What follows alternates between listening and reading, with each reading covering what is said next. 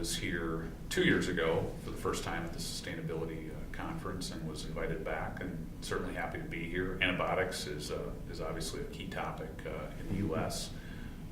Probably a topic that is emerging and accelerating in context and discussion and so forth. So it was a good venue not only to come to Budapest but also to partake in a pretty healthy debate of a topic that's affecting us all.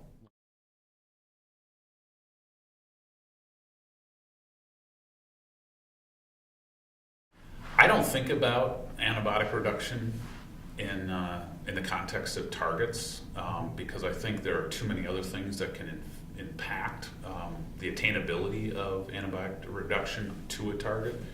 I think we have to, and maybe this is more relevant in the U.S. in particular in our system, I think it's about creating greater awareness throughout our management groups on what is the right use of antibiotics and how should we think about it differently than perhaps we've done in the past. But setting again a target, I think you're setting perhaps people, particularly that are managing farms, potentially up for failure to not meet those targets on the basis of other circumstances that can impact health.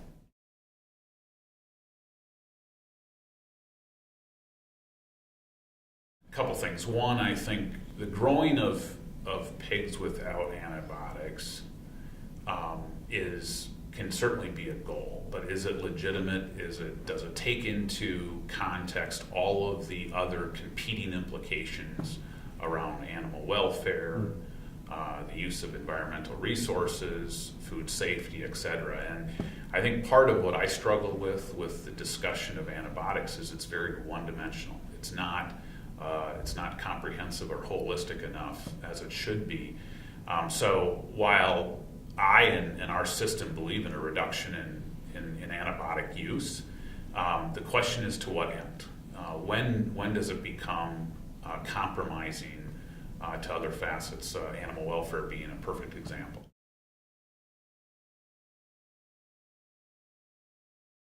The first question of the day was talking about the inconclusive data, and we're attaching that to a question of reducing antibiotics. And to me, I think we should be, particularly at the farm level, looking at how do we reduce antibiotics because it's the right thing to do at the farm level, regardless of whether it's inconclusive data, regardless of whether we've got social pressures or whatever the case may be. And it's creating that type of culture on the farm.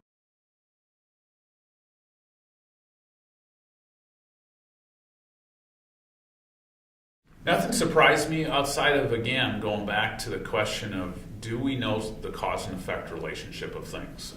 So we talk about the Netherlands doing what they've done, and I give, obviously, the Netherlands a great deal of credit for what they've done, even though they've been forced to do many of those things. I think that my conversations with some of those producers would lead me to believe as though they just kind of have accepted that producing pork in the fashion that we are today, or they are today, is okay. But I often wonder, and I've not seen this, is what impact has that had on them in producing an affordable pork product that obviously comes with food safety and so forth. And I think that, and the reason why I ask that is this concept of feeding the world is kind of going by the wayside with the general public. But as food producers, whether you're making cereal or pork or whatever the case may be, I'm not sure we can morally exclude that conversation, that line of thinking in this whole antibiotic discussion. But at the same time, I think we do have to be mindful of the social pressures and the true science that's there about resistance, both in humans as well as animals.